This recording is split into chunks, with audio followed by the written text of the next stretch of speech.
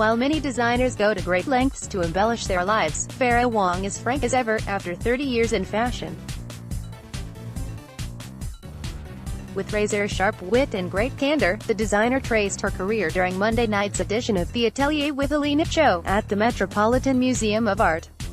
Her modernist mother's everlasting influence holds true for the New York designer, who accelerated the dated bridal industry into the 20th century and excels in edginess and ready-to-wear. Wang brought the crowd up to speed about her career and future plans without sparing any of the casualties along the way. Testimony to the black and white images of her teenage self skating, Wang explained how the sport was her first passion. Consumed by her competitive skating, Wang dropped out of the scholastically demanding Chapin to attend the Professional Children's School for her final year, where she joined Balanchine-trained ballerinas, Lincoln Center-bound violinists and other artists. The designer said, "It definitely was not a college preparatory competitive school. My joke every time I speak at a college is, I not only didn't graduate from Chapin, I didn't win an Olympic medal either. I spent a lot of time feeling like a failure in both regards, but it's the truth. I probably made the wrong decision, but when you are that passionate about something, it's very hard to let go of your dream."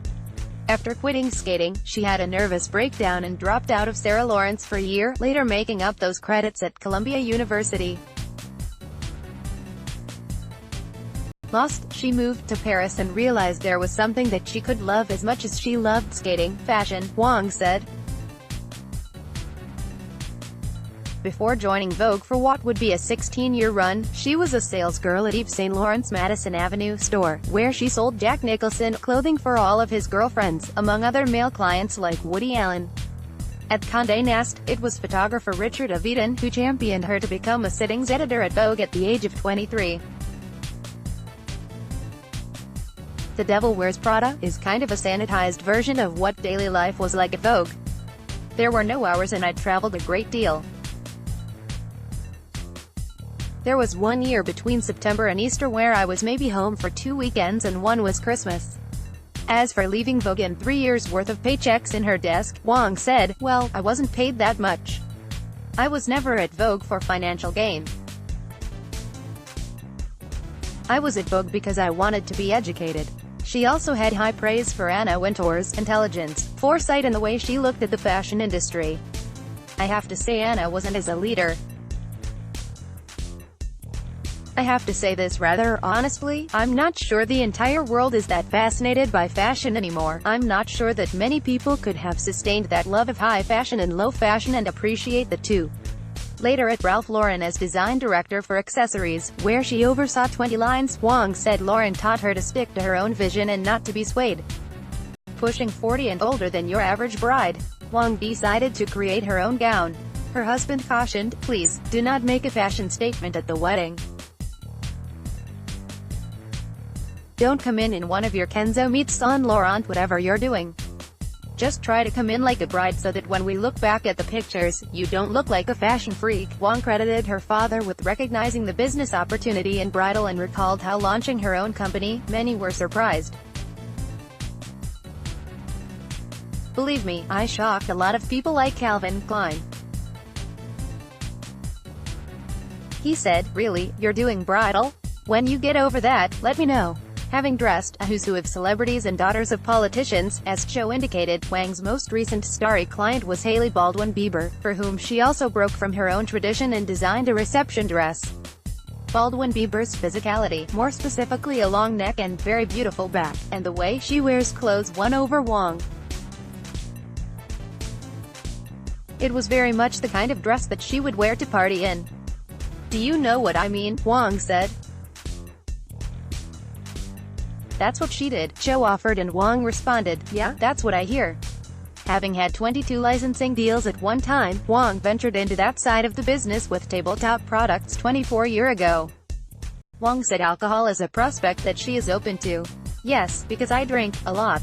Well, consistently. We're not dealing with 5 drinks a night, but I do like to have a cocktail," she said, adding that wine or champagne are possibilities for a license. designing a limited edition headband for Minnie Mouse-inspired ears for Disney. Wang noted that Disney is the leading wedding destination in the world between theme parks, cruise ships and weddings they give. In a sea of bad retail, Disney is on fire, she said. I have always been fascinated by Disney because they defy time. Their studios have produced some of the greatest films and all kinds of creative projects. When you look at what happened with Frozen, everybody's little girl who I knew was singing that song for 3 years. That's the kind of influence that Disney has. So many of the hippest young stars in music and acting have all been Disney kids. To that point, Wang dressed Disney Channel alum Zendaya for this year's Emmys. As always with the red carpet, that was not a sure thing. I've had 30 years of experience, some good, some dreadful. There have been times where, I can't name names, you think someone is in your dress at 2:30 LA time, but by the time they walk the red carpet at 4:30 or 5, they are not in you. Even if your designers were in their homes to 2:30, so you never really know. As a board member of the CFDA, Wang spoke highly of new chairman Tom Ford. He could not have built the empire that he built if he weren't an incredible businessman. His sense of organization, even after one meeting, I was very impressed. He's very serious.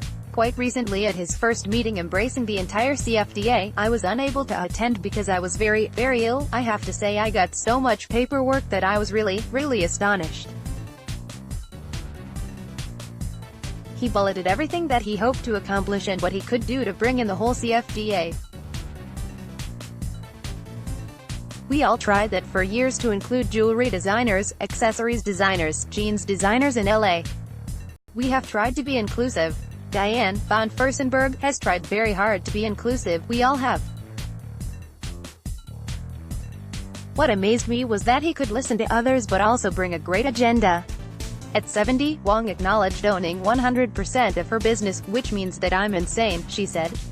As for any plans to sell her company or retire, Wang said, if your work starts to fall or you feel, more than anyone else, that you can't give it your all, if I can't come up with the goods, as I see it, how other people see it is up to them, then I would not be very happy to continue.